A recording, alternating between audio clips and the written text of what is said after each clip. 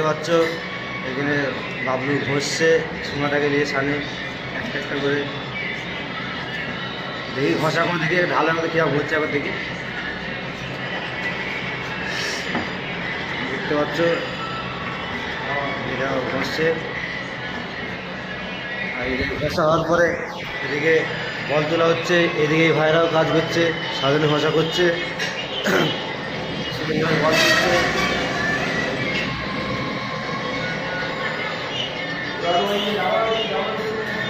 এখানে হচ্ছে বল তোলার পরে এখানে হচ্ছে লাস্ট ফিনিশিং, সেটা উপু করছে, বল ঘুরোচ্ছে দেখতে পাচ্ছ। লাস্ট লাইন পর লাইন দেওয়া হচ্ছে, লাস্ট এটা সব না।